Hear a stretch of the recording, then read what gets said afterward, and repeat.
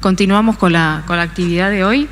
Vamos a presentar la mesa de enfermedad celíaca en el adulto mayor y tenemos el gusto de presentar, vamos a presentar un caso que lo va a presentar la doctora Inés Truco y tenemos como panelistas invitadas la doctora Sonia Niveloni, que es jefa del servicio del Instituto Delgado del Hospital de Gastroenterología Bonorino Udaondo de la Ciudad de Buenos Aires, en Argentina, expresidente de la Sociedad Argentina de Gastroenterología, SAGE, y a la doctora Natalia Lladó, que es asistente de la Cátedra de Geriatría y Gerontología.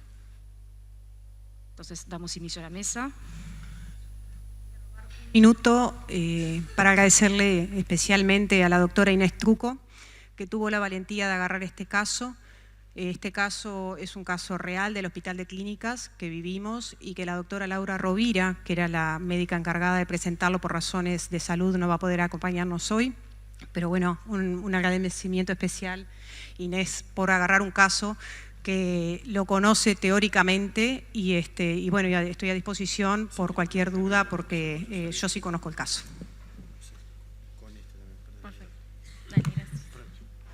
Bueno, buen día. Vamos a presentar un paciente de sexo masculino, de 69 años de edad, pensionista, autoválido, sin deterioro cognitivo. Como antecedente familiar, tiene una hija con anemia y como antecedentes personales a destacar, tiene una hipercolesterolemia e hipertrigliceridemia, una cardiopatía isquémica, revascularizado con aspirina, beta bloqueantes, atorvastatina, inhibidores de bomba de protones, y tiene un hipotiroidismo autoinmune en tratamiento con T4, 150 miligramos y 200 días. El paciente nos concurre por una anemia ferropénica leve, moderada, de 2 años de evolución, asintomático desde el punto de vista digestivo, y al examen físico es un paciente que se encontraba lúcido, con un peso de 91 kilogramos, una talla de 1,72, con un índice de masa corporal de 31. Estaba normocoloreado, presentaba uñas quebradizas, con un examen cardiovascular de una frecuencia cardíaca de 64 ciclos por minuto, es un paciente beta bloqueado, sin soplos, con un examen abdominal y un tacto rectal sin particularidades.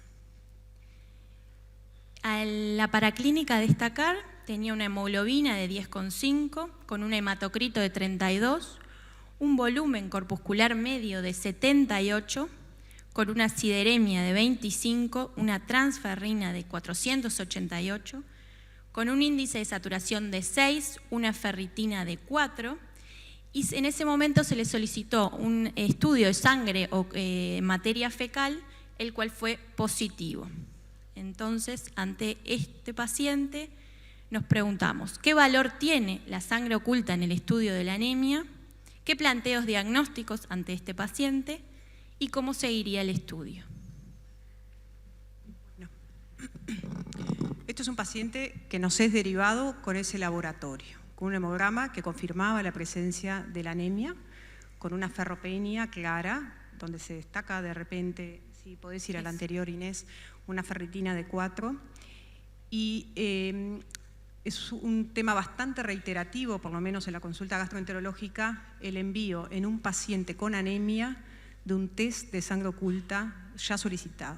Entonces, a mí me gustaría un poco conocer la opinión de la gastroenteróloga y de la geriatra que están en la mesa, que nos acompañan, sobre el real valor que tiene y si tiene algún lugar en el algoritmo diagnóstico de la anemia la solicitud de sangre en materia fecal, porque es un hecho que habitualmente nos llega, pero que puede ser discutible, ¿no? La solicitud o no. Sí, por supuesto.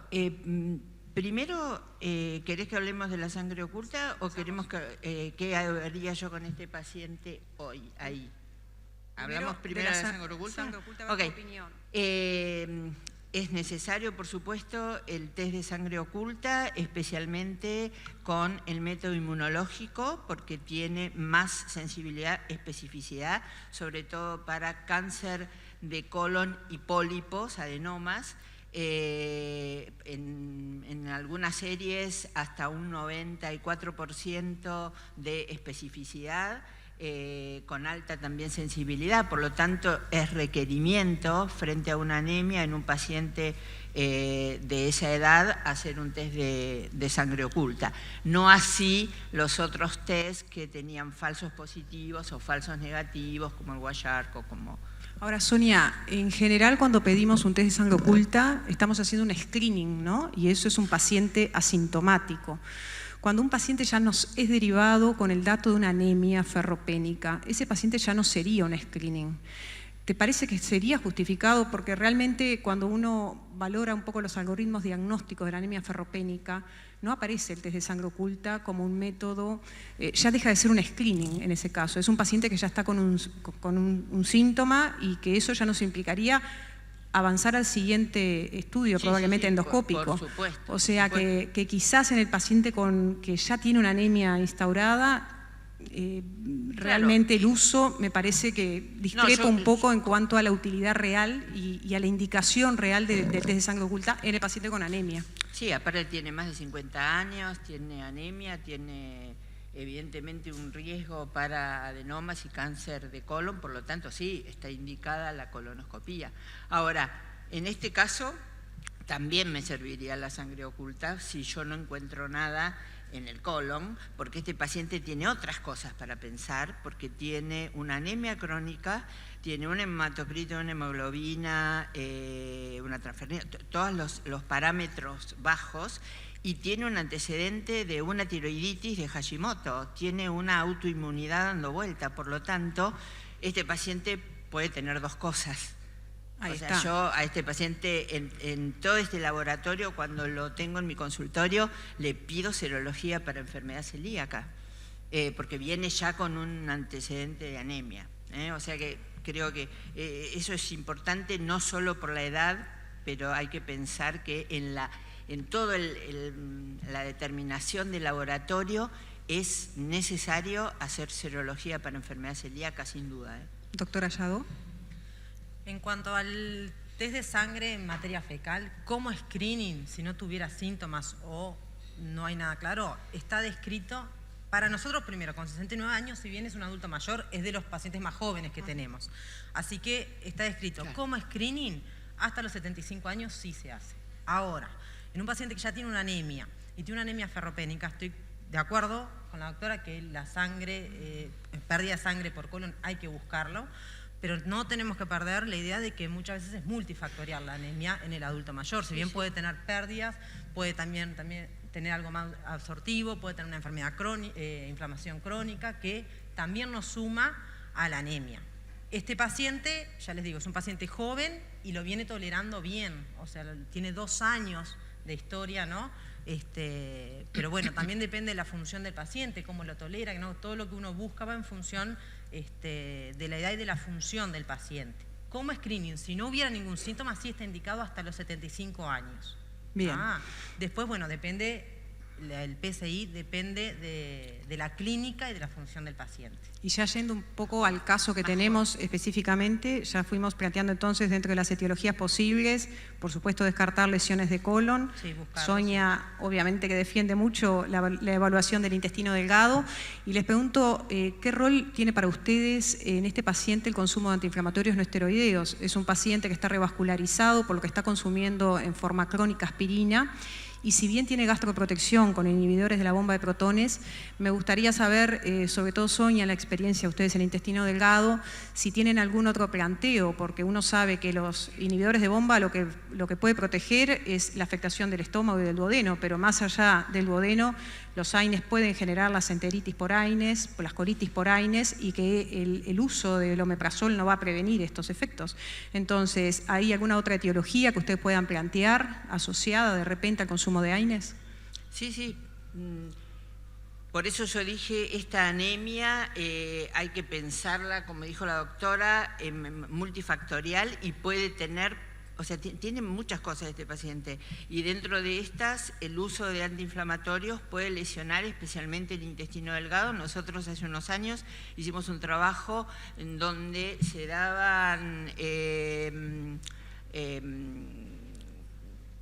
se daban antiinflamatorios y se veía después por endocápsula las lesiones que producía, y lesiones desde erosiones a úlceras, especialmente en el ilion y en el yeyuno. Por lo tanto, es un elemento a tener en cuenta, y obviamente el IVP no protege. Bien. Bueno, y pensando en este paciente justamente con todas las causas, las posibles causas de anemia que puede tener, ¿cómo seguiríamos estudiándolo? ¿Cuál sería el primer estudio a plantear en este paciente? La colono, o sea, en este paciente lo correspondería sería o sea, antes le haría, otra vez digo, y no se olviden, la serología para enfermedad celíaca, porque eso me va a definir qué está pasando con otro elemento que es la anemia en un paciente con una autoinmunidad asociada. Recuerden que la anemia no solo puede ser malabsortiva, sino que tiene un componente de autoinmunidad. Entonces, este paciente necesita la colonoscopía, sin duda, y la endoscopía alta con biopsia. Sí, de acuerdo con la doctora, sí. En realidad el dato de una enfermedad autoinmune y alguien más en la familia, como es una hija con anemia, también nos lleva a pensar que no solo una patología de colon maligna o que esté perdiendo sangre por ahí, sino que estudiar alguna otra patología también del tubo digestivo, estoy de acuerdo. ¿Completarían antes del estudio endoscópico con algo más de laboratorio? ¿Pedirías algo más, Sonia, aparte de la serología, ver ácido cómo fólico, está la parte y demás? Cómo está en este momento la parte de la TSH, además, o sea, un perfil tiroideo hay que hacerle, porque también puede ser una de las causas de la anemia. Antitransglutaminasa, DGPG, DGPA, que son los polipéptidos diamidados de gliadina, sin duda, lo hubiese hecho antes de indicar las endoscopías, y después, bueno, por supuesto, las endoscopías. Bueno, muy bien. Y las endoscopías, pidiendo al endoscopista que haga biopsia de bulbo 2 y 4 a 6 biopsia de segunda porción duodenal. Perfecto. ¿Algún comentario del auditorio? ¿Alguien que quiera opinar algo? Silvia. Sí, Silvia. Vamos a plantearlo al revés. Si no tuviera sangre oculta positiva, ¿quién se anima a no hacerle la colono o la endoscopía? Es un paciente con anemia, por lo cual debería llevar tanto la endoscopía digestiva alta como la endoscopía digestiva baja a los 69 años como primer estudio, aunque no tenga la sangre oculta positiva. Yo estoy de acuerdo con Virginia que una cosa es el screening y otra cosa es un paciente con síntomas que me viene a ver por anemia. Sea negativa o positiva, la colono y la endoscopía se hace igual. Creo que todos estamos de acuerdo con eso. Y todo el resto que dijo Sonia, estoy de acuerdo, sí. Tiene autoinmunidad, le pediría estas cosas en, digamos, complemento en el laboratorio, pero creo que a nadie se le ocurre no hacerle los estudios endoscópicos. Muchas gracias. Bueno, seguimos, Inés. Bueno. Continuando con el paciente, se le pidió como primer medida exámenes de paraclínica general, se le pidió un perfil lipídico, glicemia y hepatograma que fueron normales, una función renal e ionograma que fueron normales, crasis, albúmina, ácido fólico y vitamina B12 que también fueron normales. También se le pidió un perfil tiroideo con una TSH, una T3 y un T4 normales y una ecografía de abdomen normal. Continuando, se le pidió la fibrocolonoscopía, como habían dicho, hasta fondo de ciego, con buena preparación, donde se encontró en sigmoides distal un pólipo pediculado de 8 milímetros que se reseca con asa caliente, y a 50 centímetros de la margen anal un pólipo pediculado de 25 milímetros erosionado y con estigmas de sangrado, y se realizó la polipectomía. De la anatomía patológica, en el primer pólipo, que era el pólipo de sigmoides distal, era un adenoma tubular con displasia de bajo grado, y el segundo pólipo, que era el pólipo de mayor tamaño, a 25 centímetros, a 50, perdón, era un adenocarcinoma moderadamente diferenciado que asienta sobre un adenoma, siendo un Hagitz 1-2, que ahí pusimos la figura para recordar un poco. Concomitantemente se le realizó la videogastroscopía, que fue sin lesiones esófago-gástricas, y presentaba un bulbo nodular con un D2 con pliegues disminuidos en número y altura, con signo del peine. Y en la histología presentaba un Marsh 3C. Se le realizaron los anticuerpos de enfermedad celíaca, la antitransglutaminasa, IgA, que nos dio 75, y un antiendomicio IgA positivos. No contamos con el péptidos de aminados. Comentarios. Bueno, ahora parecería que la cosa le embocamos, era por arriba y por abajo el problema.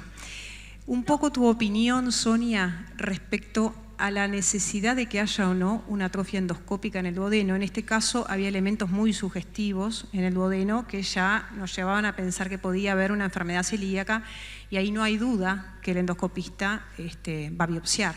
Pero como esto es un ambiente docente, a mí me gusta tu opinión, si salirnos un poco del caso clínico que presentamos e irnos a un paciente con anemia y con un duodeno endoscópicamente normal. ¿Qué es lo que los endoscopistas deben realizar cuando el dato clínico es una anemia?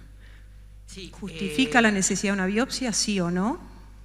Porque aunque te parezca mentira, todavía tenemos en algunas oportunidades pacientes que son derivados a una endoscopía alta y como no encuentran lesiones que justifiquen, no biopsian el duodeno. Entonces es el momento acá de salirnos un poco del caso para dejar ¿verdad? Un concepto.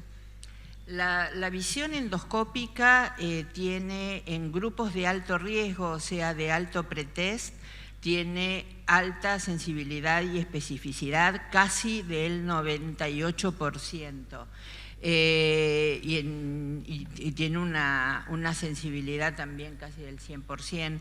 Ahora, puede haber casos de atrofia parcheada, en donde la lesión puede verse muy leve.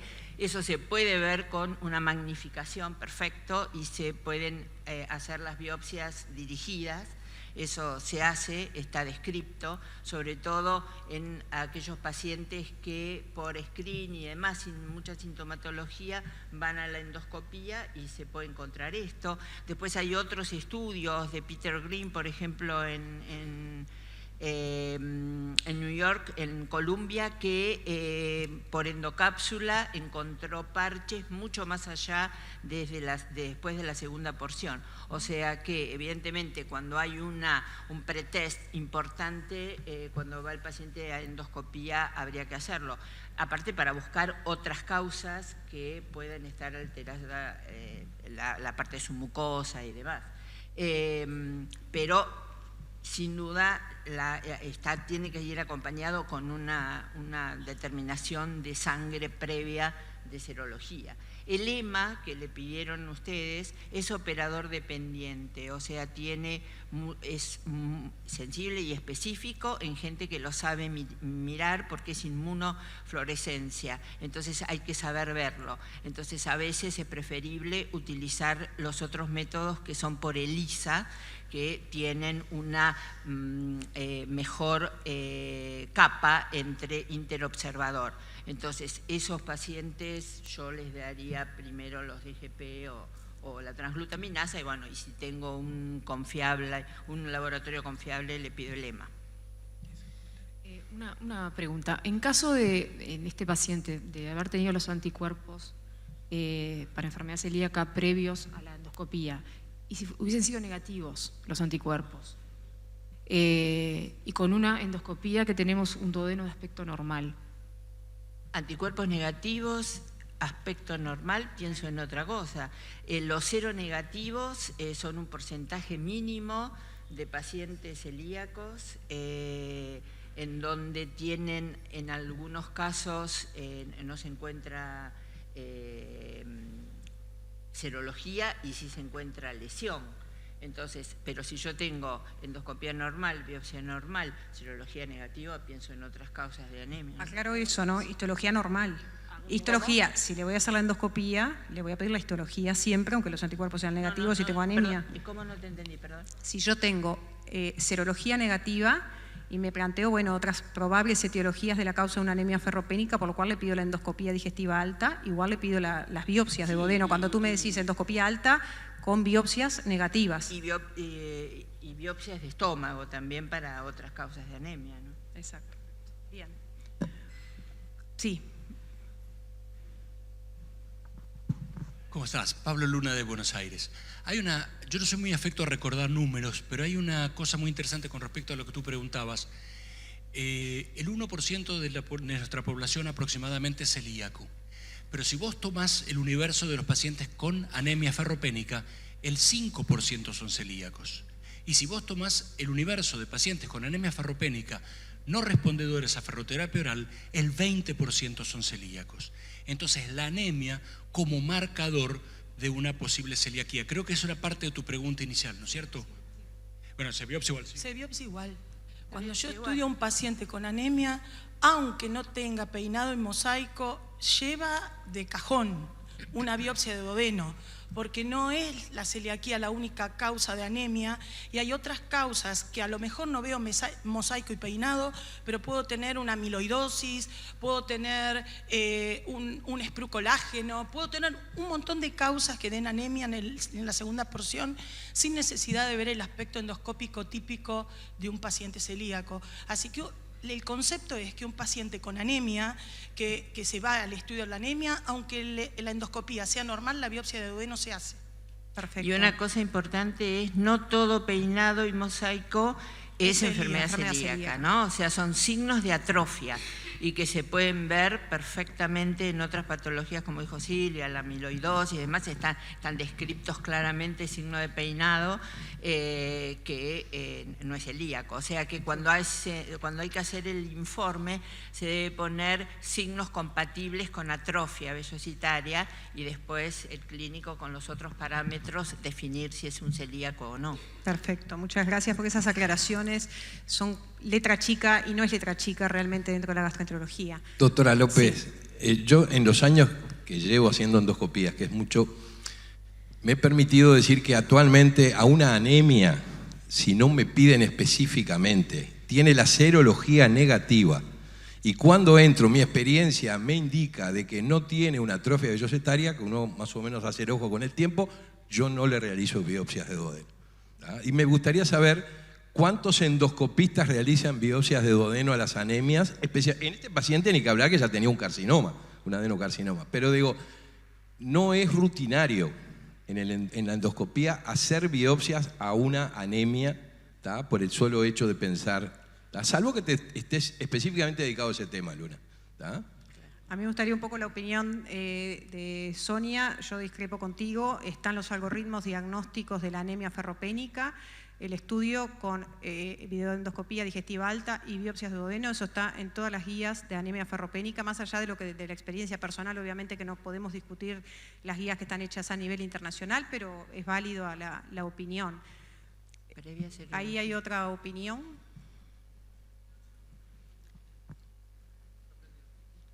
Buenas, doctora Rocha. Yo hago gastroenterología clínica y discrepo contigo, Atilio, que te conozco de años, pero yo, en lo general, le pongo, cuando le hago la endoscopía, que por favor me biopsien, lo que quiero, gástrico y duodeno. Claro. Este paciente, obvio, estamos en una mesa de celíaco, ¿qué va a ser? Celíaco. Bueno, es obvio, pero si yo viene del consultorio y viene por anemia, tal vez que se lo pido simultáneo los anticuerpos, pero si no, yo le pido endoscopía alta y endoscopía baja. Y en la alta quiero que me haga biopsia de duodeno y biopsia gástrica, porque yo no sé lo que el paciente va a tener y le quiero sacar el óptimo rendimiento al estudio. No hago PCI, porque el PCI en nuestro país es una meta institucional o ministerial y no está bien determinado. Por un paciente que viene con anemia no tiene sentido que yo le pida un PCI, yo lo tengo que estudiar igual. Me lo manda el gastroenterólogo. ¿Para qué le voy a pedir yo, gastroenterólogo, un PCI? ¿Para qué le va a pedir el médico general un PCI? Yo no voy a retardar los estudios que le vaya a hacer por un PCI negativo, que lo único que me dice es que el día que hizo el estudio no sangró. Pero el paciente tiene anemia. Sí, sí. Muchas gracias, Amelia. La última. La última, dime. Me gustaría saber si tienen alguna casuística de casos de biopsias de duodeno hechas en anemias, ¿tá? Con perfil celíaco negativo, inmunología totalmente negativa y con visión endoscópica de que no hay atrofia, si hay alguna casuística que muestre cuántos casos tenían una enfermedad celíaca de esos que biopsiaron. Yo me animaría a decir que si llegan al 0,01% y evitamos montones. No, números no hay, parecería. Óscar, dime. Un comentario concretito. Dado que es una mesa de gastrogeriatría, recalcar que esta es un adulto mayor muy joven, ¿no? O sea que las medidas que vamos a tomar, como dijo Natalia, son igual que el adulto joven, ¿no? Algunos datos precisos, porque este paciente tuviera 80 años, capaz que uno empieza a modular otros aspectos, ¿no? Y a mí lo que me gustaba transmitir en este sentido es que los valores de ferritina en el adulto mayor son diferentes, ¿tá? Que uno dice, ¿cuál es el punto de corte? Y eso está bastante estudiado. Cuando tiene menos de 45 es ferropenia. Cuando tiene mayor de 100 no es ferropenia. Entre esa zona gris de 45 a 100 es cuando uno se empieza a valorar si aparte de eso tiene alguna enfermedad inflamatoria crónica, porque la ferritina es un marcador de inflamación crónica, entonces tiene diferentes variables en cuanto a su valor. Y recordar que el envejecimiento en sí es un fenómeno inflamatorio crónico. Por eso muchos datos de laboratorio no son los que aparecen en los datos de laboratorio que recibimos, porque recordemos que los que aparecen ahí son hasta los 65 años. El adulto mayor tiene valores totalmente diferentes. Y totalmente de acuerdo con Natalia que la anemia en el viejo siempre lo tenemos que pensar multifactorial. Siempre. Y vamos a avanzar en las endoscopías o endoscopías de acuerdo a su función, porque uno tiene que pensar, yo voy a hacer y después si me encuentro, ¿qué hago? En esta, insisto, todo, porque es como una adulta joven, y tener en cuenta los valores diferenciales. Y otra pregunta que nos planteamos de la geriatría, que las vellosidades disminuyen en altura por el envejecimiento en sí, y eso hace que el MARS sea diferente de alguna manera, o los valores obtenidos en el MARS son diferentes en el adulto mayor que en el adulto joven. Sí, no es menor lo que decís respecto también a cómo se toman las biopsias, ¿no? Uno de los problemas que tenemos es cómo se saca la biopsia, que debería ser bien perpendicular, y a su vez cómo se fija. Muchas veces se tira en un frasquito con la pinza de biopsias, y yo aprendí con Sonia justamente que las biopsias de intestino delgado deberían fijarse en el papel con su... A ver, sí, contanos un poco tu eso experiencia. Cambió. Bueno, dale, contalo. Eso cambió porque... antes las Weinstein nos había enseñado que se debían orientar en papel miniport y después se tenían que hacer los cortes bien perpendiculares para poder analizar la cripta y la vellosidad, por lo menos 3 a 4 vellosidades y criptas para poder dar un criterio lógico y el conteo de linfocitos intraepiteliales también. Después con el tiempo los patólogos recibían pegoteadas las biopsias, además, o sea que directamente nosotros se las mandamos desde la endoscopía al patólogo, el patólogo lo orienta y hace el diagnóstico, porque tenés que tener entrenado para poder orientarlas con el miniport. Así que ya eso no lo hacemos más. Pero sí tienen que ser buenas biopsias, y no es posible que manden una biopsia, porque a veces el endoscopista dice, bueno, no encontré nada, una biopsia. No, tienen que ser 2 biopsias de bulbo, de 4 a 6 de segunda porción siempre. Justamente, cuanto más normal parece endoscópicamente, ¿verdad?, el duodeno, más biopsias deberíamos sacar buscando justamente la atrofia esa parcheada, ¿verdad?, que es más fácil, parecería, biopsiar cuando tenemos, como en el caso clínico, los elementos muy sugestivos de atrofia vellositaria macroscópicos. Claro. O sea que justamente ser más insidiosos en el número de biopsias, sobre todo también cuando tenemos un duodeno normal. Seguimos, Inés. Bien. Bueno, el paciente inició la dieta libre de gluten, se realizó un screening familiar y se realizó un control endoscópico con videocolonoscopía. Y acá nos planteamos el valor del hierro vía oral. Acá nos gustaría saber un poco qué hacen habitualmente en la consulta, tanto geriatras como gastroenterólogos, cuando recibimos estos pacientes que tienen una atrofia vellositaria, por lo tanto probablemente lo que le damos por boca no todo se va a absorber. ¿Es correcto administrar hierro vía oral? ¿Buscan otra vía? intravenosa, intramuscular, esperan que la atrofia revierta y que entonces en la medida que ese intestino se empiece a recuperar y empiece a absorber normalmente, o en este paciente revascularizado que tiene ese antecedente de hace 2 años de una cardiopatía isquémica, justificaría llevar a valores más altos de una anemia leve en este momento. Me gustaría un poco la opinión de lo que hacemos en el consultorio. En este paciente, un poco retomando también lo que decía Óscar, es joven, tiene solo la anemia, tenemos que ver también si hay otra causa de anemia y si realmente le está repercutiendo, sobre todo en su función, la anemia, como para decir, bueno, requiere transfusión, requiere aporte de hierro intravenoso, requiere aporte de hierro intramuscular. Lleva muchos años, en este caso 69 años, bueno, con su enfermedad celíaca, con una anemia que viene hace tiempo, en realidad la viene bien tolerada. Tratamos de hacer el tratamiento con la dieta a ver si mejora en este paciente que es joven, ¿no? Bueno, y en ese momento a ver si empieza a absorber mejor, ¿no? Y empieza a mejorar los niveles, en este caso de hierro, y mejorar su anemia, siempre teniendo en cuenta los resultados de la función del paciente, antes de hacer, bueno, ya le digo, transfusiones o aporte de hierro intravenoso, en realidad, viendo la clínica del paciente.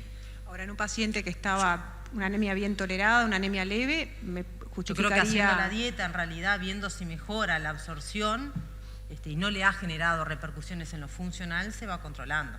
Sonia. Este paciente es un paciente complejo porque aparte tiene la lesión colónica, ¿no? Que habría que ver cuál es esa anemia, obviamente es mixta y puede estar repercutiendo mucho lo de su colon. Ahora, ¿qué pasa en un paciente celíaco sin complicación neoplásica? Nosotros lo esperamos. Tenemos una evaluación al año y a los 2 años y después hicimos un estudio a los 4 años en donde la anemia sin requerimientos mejoraba. ¿Por qué mejora? No solo por lo absortivo, sino por lo autoinmunitario. Nosotros acabamos de hacer un estudio para evaluar con un estudio de 27 citoquinas en pacientes al diagnóstico y después del tratamiento, al año del tratamiento, y vimos que hay un componente de 4 citoquinas, interferón, IL-10, ergotaxina también, en donde van mejorando con el tratamiento y evidentemente es un cuadro mixto, o sea, es mala absorción y autoinmunidad. Entonces, cuando el paciente baja la autoinmunidad, porque bajan los anticuerpos, es un elemento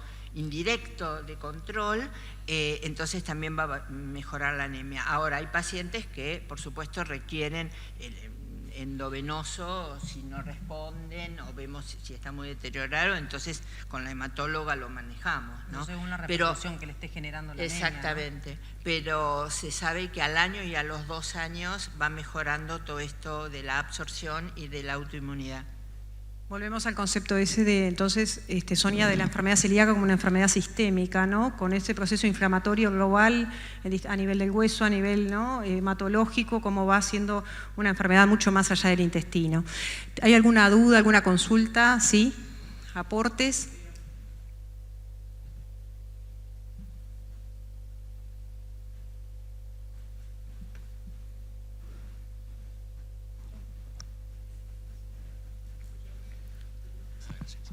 Hola, discúlpame. No logramos encender el micrófono. Este tema de las anemias es un tema que a mí me fascina especialmente. Y acá tenemos un paciente con una anemia moderada y con una ferritina de, creo que era 4. O sea, tiene 0 hierro de reserva en la médula ósea. Este paciente tiene probablemente un déficit de 1,5 gramos de 1.500 miligramos de hierro, así a ojo de buen cubero. Este paciente es celíaco, por lo tanto tiene una atrofia vesocitaria, por lo tanto va a absorber mal el hierro oral. Además, los pacientes celíacos, se calcula por lo menos 1/4 de ellos, tienen un componente de anemia inflamatoria, que es la que decía el doctor. Entonces, por un mecanismo de hepcidina o por un mecanismo de citoquinas, menos aún va a absorber el hierro oral en duodeno. Por tanto, yo estoy convencido de que este paciente precisa reposición por vía endovenosa. Hay un estudio de Annibale donde toman un grupo de 19 pacientes jóvenes recientemente ferropénicas y recientemente anémicas ferropénicas, recientemente diagnosticadas con enfermedad celíaca, y lo único que se hace es dar la dieta libre de gluten. Estas pacientes demoraron en llegar a una hemoglobina de 12 en promedio 1 año, y a los 2 años la mitad seguía estando ferropénica. Estaban no anémicas, pero sí ferropénicas. Entonces, creo que esto es un típico ejemplo en el cual un paciente se va a beneficiar enormemente de la ferroterapia endovenosa y que no va a responder a la ferroterapia oral.